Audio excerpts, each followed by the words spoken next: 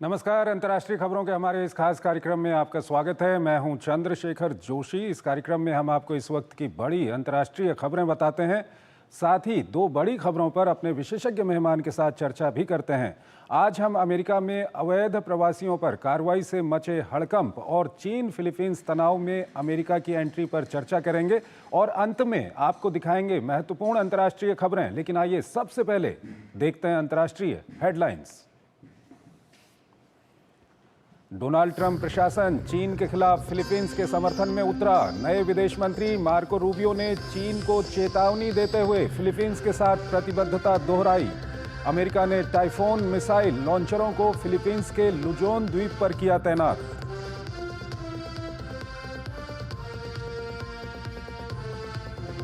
रूस और यूक्रेन के बीच कम नहीं हो रहा संघर्ष। जापोरिजिया परमाणु ऊर्जा संयंत्र से सटे शहर पर दोनों ने एक दूसरे पर हमले का लगाया आरोप। यूक्रेनी राष्ट्रपति जेलेंस्की ने कहा, अगर ट्रंप दें सुरक्षा की गारंटी तभी रूस के साथ होगी बातचीत।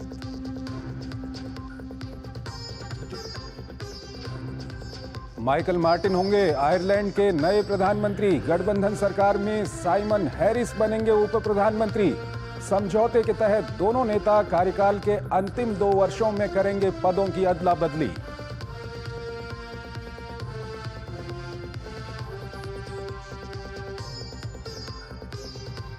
दावोस में विश्व आर्थिक मंच की बैठक में सूचना एवं प्रसारण मंत्री अश्विनी वैष्णव ने दुनिया के सामने रखा विकसित भारत का विजन। दिग्गज बहुराष्ट्रीय कंपनियों के प्रमुखों के साथ की मुलाकात।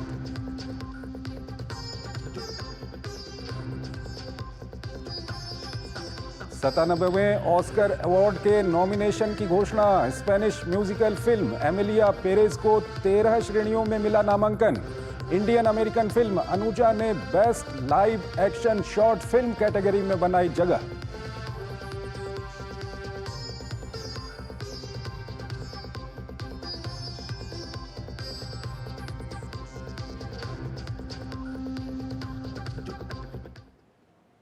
और आइए पहली बड़ी खबर की ओर आपको लिए चलते हैं। अमेरिका में अवैध प्रवासियों पर ताबड़तोड़ कार्रवाई से हड़कंप मचा हुआ है। अब तक 308 अवैध प्रवासियों को सलाखों के पीछे पहुंचा दिया गया है। अमेरिका में ऐसे लोगों की आबादी तकरीबन 7 लाख से ज्यादा है। इस सबके बीच अवैध प्रवासियों को रोकने के लिए अमेरिकी संसद ने लेकिन रिले विधेयक को मंजूरी दे दी है। राष्ट्रपति के हस्ताक्षर के बाद ये कानून का रूप ले लेगा। ये रिपोर्ट देखिए। अमेरिका में डोनाल्ड ट्रंप के पदभार संभालने के साथ ही देश से लगी सीमा पर न सिर्फ चौकसी बढ़ा दी गई है, बल्कि इमिग्रेशन एंड कस्टम इन्फोर्समेंट विभाग ने त्वरित कार्रवाई करते हुए अब तक 308 अवैध प्रवासियों को सलाखों के पीछे पहुंचा दिया। अवैध प्रवासियों की गिरफ्तारी देश के हर हिस्से से हुई है।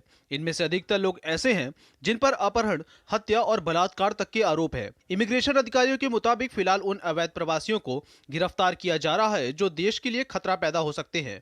अमेरिका में ऐसे लोगों की आबादी तकरीबन 7 लाख से ज्यादा है। विभाग ने आपराधिक रिकॉर्ड वाले अवैध प्रवासियों की एक सूची तैयार की है, जिसे हिरासत में लेकर निर्वासित करने की योजना है। ट्रंप के मास डिपोर्टेशन योजना की वजह से प्रवासियों में चिंता बनी हुई है। मैक्सिको बॉर्डर पर लोग किसी भी तरह अमेरिका के अंदर बस घुसना चाह रहे हैं, जिसकी वजह से सीमा पर प्रवासियों की बाढ़ देखी जा रही है। उधर ट्रंप के मास डिपोर्टेशन की वजह से मैक्सिको ने भी अपनी तैयारी शुरू कर दी है। सियोदाद जुआरेज शहर में बड़े बड़े तंबुओं का निर्माण किया जा रहा है ताकि निर्वासित होकर आए लोगों को यहां रखा जा सके।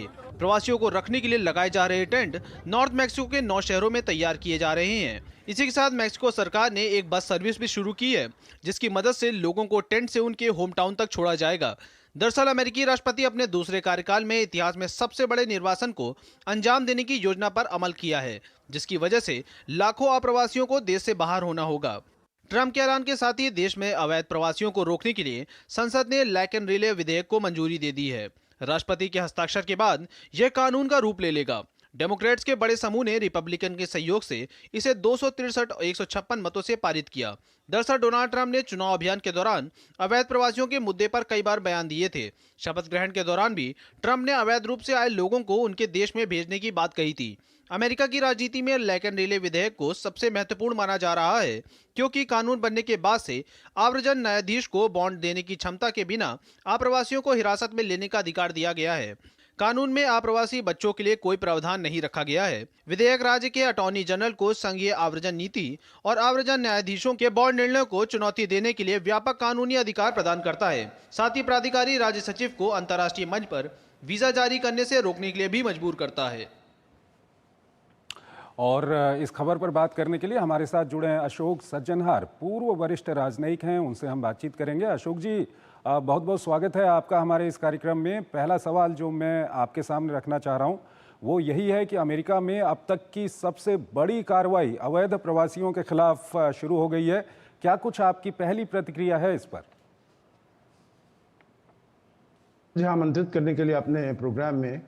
जब डोनाल्ड ट्रंप या उनका जब पहला कार्यकाल रहा हो या जो अभी कार्यकाल अभी शुरू हुआ है, तो जब वो इलेक्शन कैंपेनिंग कर रहे थे तो उन्होंने इलीगल माइग्रेशन को सबसे बड़ा मुद्दा बनाया था।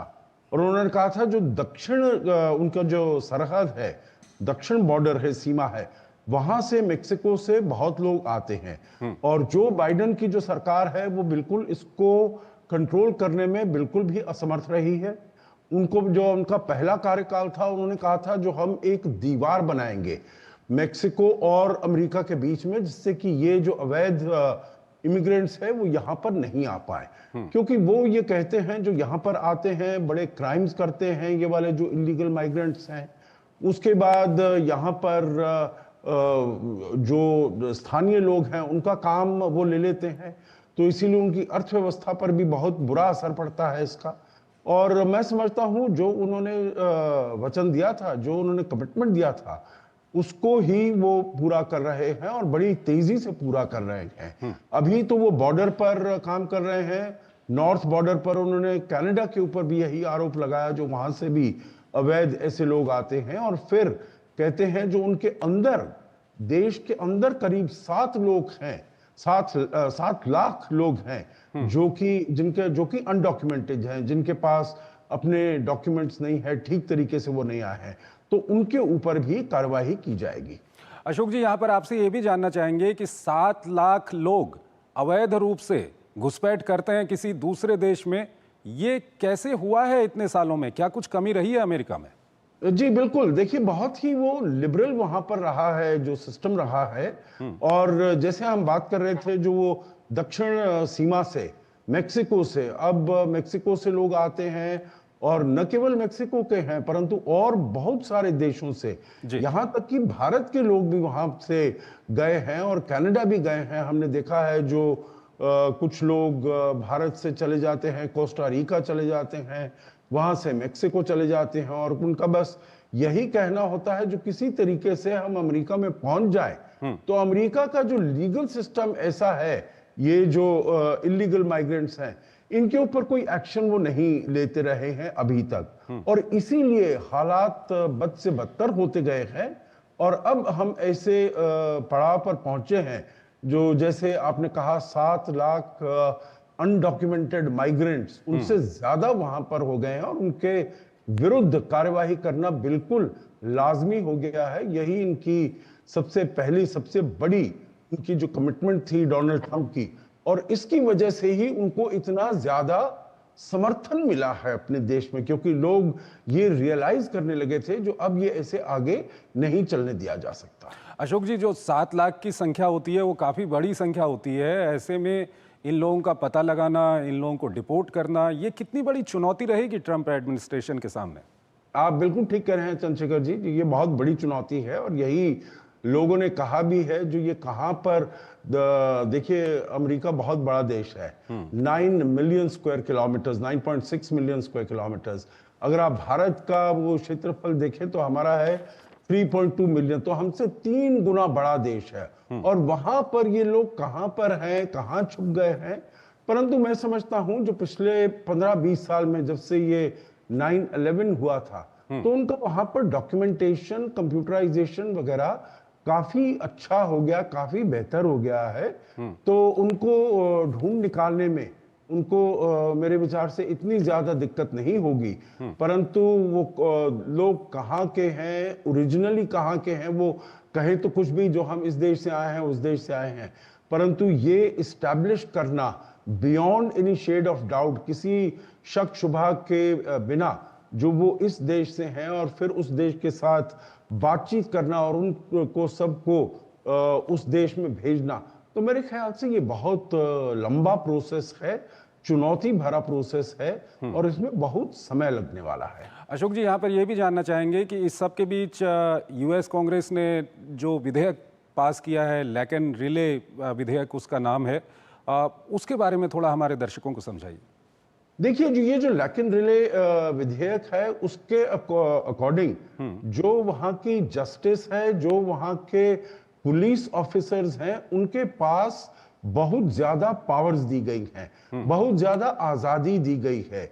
देखिए, पहले तो यह है, जो अगर कोई किसी को आप ये ऐसे पकड़ते हैं, हिरासत में लेते हैं, तो आपको लीगल प्रोसेसेस इतने ज्यादा कॉम्प्लिकेटेड हैं और इतने लॉन्ग ड्रॉन हैं, इतने जटिल हैं, जो आप उनके ऊपर, ये जो इलीगल माइग्रेंट्स हैं, इनके ऊपर कोई एक्शन समय पर नहीं ले पाएंगे। परंतु यहां पर इस विधेयक के अनुसार बहुत सारी जो पावर्स हैं वो इनको दे दी गई हैं, लॉ इन्फोर्सिंग अथॉरिटीज को, पुलिस ऑफिसर्स को, जुडिशियल अथॉरिटीज को, जो वो उनको हिरासत में ले ले, उनको उनके विरुद्ध एक्शन मिले। इसलिए आपने देखा है, जो आज पहले दिन उन्होंने कहा है 308 लोगों को उन्होंने हिरासत में ले लिया है। ये इसी की बदौलत है, जो सब जो लीगल अथॉरिटी है, लीगल पावर है, ये इन लॉ इन्फोर्समेंट अथॉरिटीज के पास आ गई है, जो ये बड़े पेचीदा रास्तों से उनको जाना नहीं पड़ेगा, परंतु अपने आप वो ये निर्णय ले पाएंगे, उनको हिरासत में कर पाएंगे। अशोक जी, ये भी जानना चाहेंगे कि इस सब के बीच जो बर्थ राइट को लेकर के वहां पर कदम उठाए जा रहे हैं, ये कितना महत्वपूर्ण हो जाता है इस सब के सिलसिले में?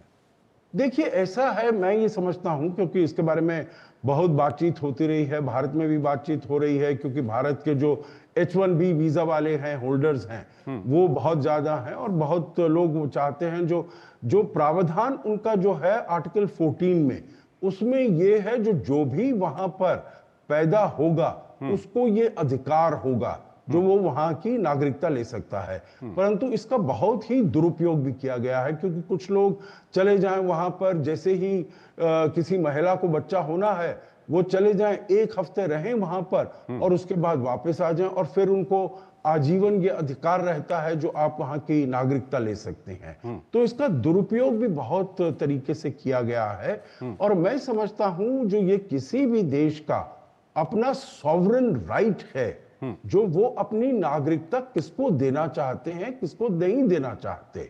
और मैं समझता हूं, और किसी देश में आप चले जाइए, स्विट्जरलैंड में, फ्रांस में, जर्मनी में, कहीं ऐसा अधिकार नहीं है, जो अगर आप वहां पर पैदा हुए हैं तो आपको as a matter of right आपको वहां की नागरिकता मिल सकती है। तो ये तो एक समय में अमेरिका में उन्होंने दिया था, पर अगर अब वो देखते हैं जो वो उनके फायदे में नहीं है, तो मैं समझता हूं, जो उस देश की सरकार जिसको पॉपुलर मैंडेट से वो आई है, और अगर वो बदलना चाहती है, तो फिर उसे बदलने का पूरा अधिकार है। और जो H1B वीजा में जाते हैं, या जो और लोग जाते हैं वहां पर काम करते हैं, तो बड़ी अच्छी बात है, क्योंकि उनको काम करते हैं, वहां की जिंदगी रहते हैं, मुआवजा मिलता है उनका, तो उनको ये तो नहीं होता है, जो हम जाएंगे तो हमको वहां पर जो हमारे बच्चे होंगे उनको भी वहां पर नागरिकता का अधिकार होगा।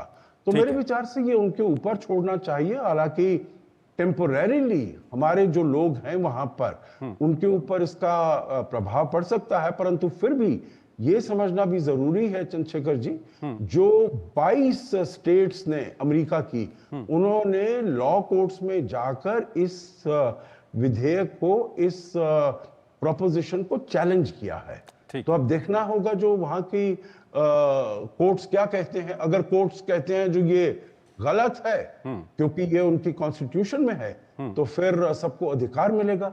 अगर कोर्ट्स कहते हैं नहीं ये जायज है, तो फिर ये वाला तो अधिकार वहां से चला जाएगा। ठीक है अशोक जी, आप हमारे साथ बने रहिए। एक और विषय है, उस पर अभी हम आपसे बातचीत करेंगे, लेकिन यहाँ पर हमको एक छोटा सा ब्रेक लेना है। एक छोटा सा ब्रेक लेते हैं।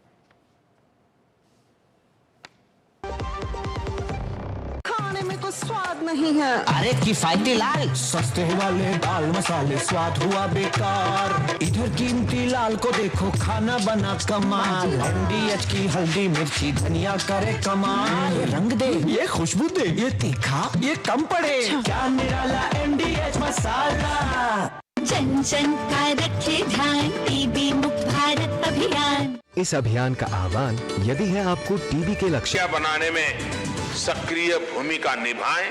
डाउनलोड करें टीबी आरोग्य साथी ऐप। स्वास्थ्य एवं परिवार कल्याण मंत्रालय द्वारा जनहित में जारी। हो गया इंतजाम। किसका?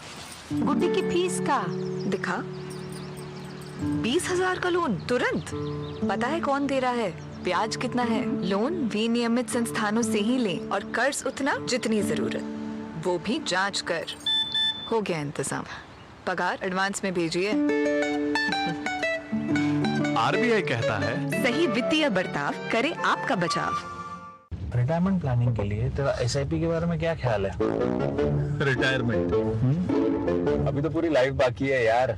और तुझे नहीं लगता अगर रिटायरमेंट के बारे में अभी से नहीं सोचे तो आगे जाके प्रॉब्लम होगी? पर रिटायरमेंट के बारे में सोचना क्यों है इतना जरूरी? जब तक आप रिटायर हो जाएंगे महंगाई काफी ज्यादा बढ़ जाएगी और आपकी इनकम वो तो रुक ही जाएगी। इसीलिए आज ही म्यूचुअल फंड्स में एसआईपी शुरू कीजिए और हर महीने थोड़ा थोड़ा करके धन इकट्ठा कीजिए एक कंफर्टेबल रिटायर्ड लाइफ जीने के लिए। अधिक जानकारी के लिए अपने वित्तीय सलाहकार से परामर्श करें। LIC म्यूचुअल फंड द्वारा निवेशक शिक्षा की एक पहल। म्यूचुअल फंड निवेश बाजार जोखिम के अधीन है। योजना से संबंधित सभी दस्तावेजों को ध्यान से पढ़ें।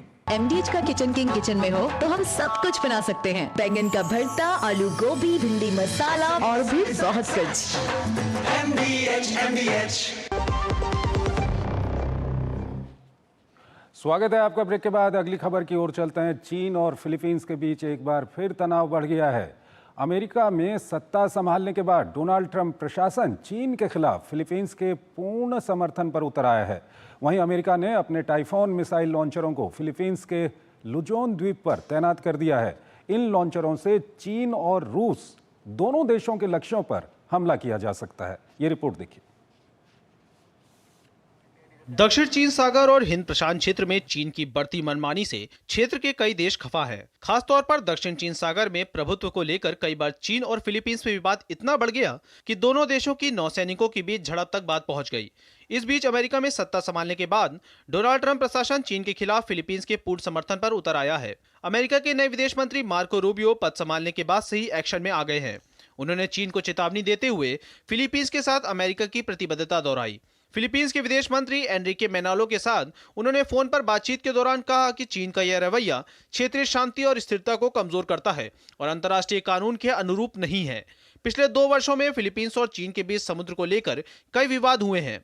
दोनों के बीच दक्षिण चीन सागर के उन क्षेत्रों को लेकर बार बार टकराव हुआ है जो फिलीपींस के विशेष आर्थिक क्षेत्र में आते हैं। मनालो के साथ बातचीत के दौरान रूबियो ने आपसी रक्षा संधि के तहत फिलीपींस के प्रति अमेरिका की दृढ़ प्रतिबद्धताओं पर जोर दिया। इसके अलावा उन्होंने सुरक्षा सहयोग को आगे बढ़ाने, आर्थिक संबंधों का विस्तार करने और क्षेत्रीय सहयोग को गहरा करने के तरीकों पर भी चर्चा की। इस बीच चीन के विदेश मंत्रालय ने भी पलटवार किया है। विदेश मंत्रालय की प्रवक्ता ने कहा कि दक्षिण चीन सागर में उसकी गतिविधियां वाजिब, वैध और आलोचना से परे हैं। अमेरिका दक्षिण चीन सागर विवाद का पक्षकार नहीं है और चीन और फिलीपींस के बीच समुद्री मुद्दों में हस्तक्षेप करने का उसे कोई अधिकार नहीं है। वहीं दूसरी तरफ एक महत्वपूर्ण घटनाक्रम में अमेरिका ने अपने टाइफून मिसाइल लॉन्चरों को फिलीपींस के लाओग हवाई क्षेत्र से लुजोन द्वीप पर तैनात कर दिया है। इन लॉन्चरों से हजारों किलोमीटर तक बहुउद्देशीय मिसाइलें दागी जा सकती हैं। खासतौर पर लॉन्चर में लगी टॉम हॉक क्रूज मिसाइलें फिलीपींस से चीन और रूस दोनों देशों के लक्ष्यों पर हमला कर सकती हैं। इसके साथ लगी SM-6 मिसाइलें 200 किलोमीटर से अधिक दूरी पर हवाई या समुद्री लक्ष्यों पर भी हमला कर सकती हैं। वहीं चीन ने इस पर कड़ी प्रतिक्रिया देते हुए इसे खतरनाक और बेहद गैर जिम्मेदाराना बताया है। चीन के विदेश मंत्रालय ने कहा कि फिलीपींस में इस मिसाइल प्रणाली की शुरुआत क्षेत्रीय तनाव, टकराव पैदा करने और हथियारों की दौड़ को भटकाने के लिए की गई है। ये एक बहुत ही खतरनाक कदम है और क्षेत्रीय सुरक्षा के लिए और दक्षिण पूर्व एशियाई देशों के लिए एक बेहद गैर जिम्मेदाराना विकल्प है। फिलीपींस इन टाइफून लॉन्चरों को जल्द से जल्द अपने देश से हटाए। बहरहाल अब देखना दिलचस्प होगा कि चीन किस तरह अमेरिका और फिलीपींस के गठजोड़ से निपटता है। अशोक सज्जनहार हमारे साथ जुड़े हुए हैं, पूर्व वरिष्ठ राजनयिक हैं, उनसे हम बातचीत करेंगे। अशोक जी, ये चीन और फिलीपींस की अगर हम बात करें तो दोनों देशों के बीच में काफ़ी समय से तनाव है। कभी ये तनाव बहुत बढ़ जाता है, कभी थोड़ा सा कम हो जाता है। अमेरिका की भी पहले से एंट्री रही हुई है इसमें, और अब नए जो अमेरिका का प्रशासन है, ट्रंप प्रशासन, उसकी ओर से भी प्रतिबद्धता जताई गई है। किस तरह से आप इसको देखते हैं?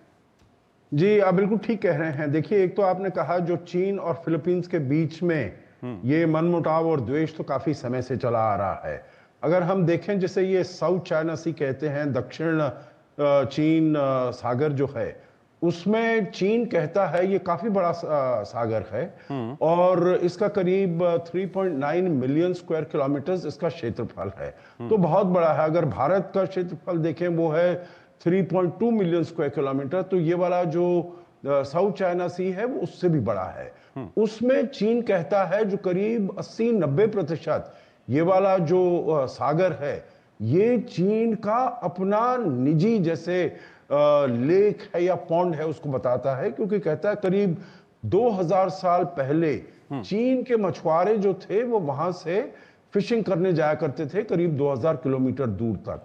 परंतु इस क्लेम को फिलीपींस ले गया था हेग में परमानेंट कोर्ट ऑफ आर्बिट्रेशन में 2014 में। 2016 में उन्होंने निर्णय दिया परमानेंट कोर्ट ऑफ आर्बिट्रेशन ने, जो भी चीन इसमें अपना क्लेम करता है वो बिल्कुल निराधार है और इस सब को हमको देखना चाहिए एक अंतरराष्ट्रीय कानून है जिसको कहते हैं UN convention on law of the sea 1982, और उसके अनुसार जो भी फिलीपींस के आसपास का जो क्षेत्र है वो फिलीपींस को बिलोंग करता है, उसका एक्सक्लूसिव इकोनॉमिक जोन है।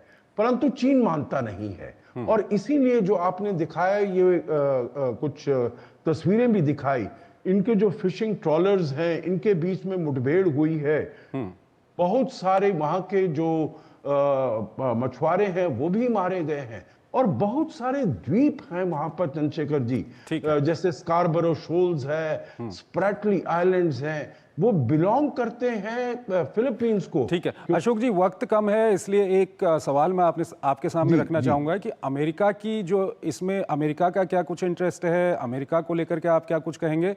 और साथ ही साथ जो टाइफोन मिसाइल लॉन्चर सिस्टम की बात हो रही है वो पहले से वहां पर मौजूद थी, लेकिन उसको हटा के ऐसी जगह पे लगा दिया गया है कि अब रूस और चीन दोनों इसके दायरे में रहेंगे। इस पर क्या कुछ कहेंगे आप? जी देखिए, जो अमेरिका है उसका एक ट्रीटी है, उसकी एक सिक्योरिटी अग्रीमेंट है फिलीपींस के साथ, तो वो ट्रीटी एलाइज है। जो उसका कहना है जो अगर फिलीपींस के ऊपर कोई वो होगा, हमला होगा या किसी प्रकार का युद्ध होगा, तो अमेरिका ट्रीटी बाउंड है उसकी सहायता पर आने के लिए।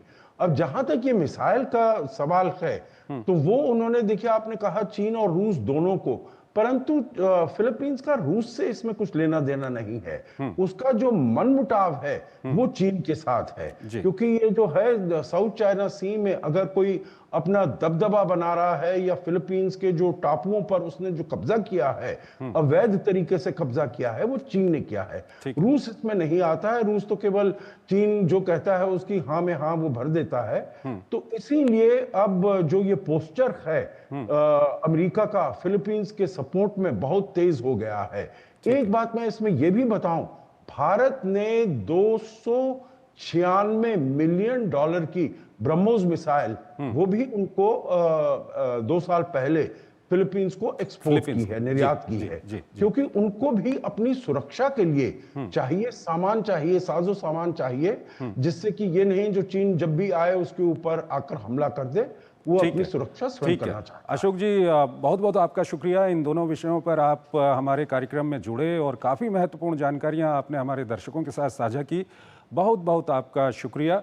और यहाँ पर एक छोटा सा ब्रेक लेते हैं। ब्रेक के उस पार हम आपको आज की कुछ और महत्वपूर्ण अंतर्राष्ट्रीय खबरें बताएंगे। गोल्डी मसाले के 100 ग्राम के स्पेशल पैक्स में फ्रेशनेस लॉक है। ऐसे गोल्डी मसाले जहां जाएं रिश्ते बनाएं। मेरी पसंद, मेरी पसंद, मेरी पसंद, मेरी पसंद,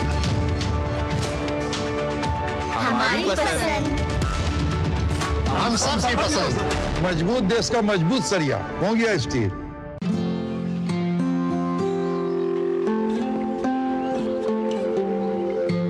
सर पहली कॉफी अम्मा के लिए।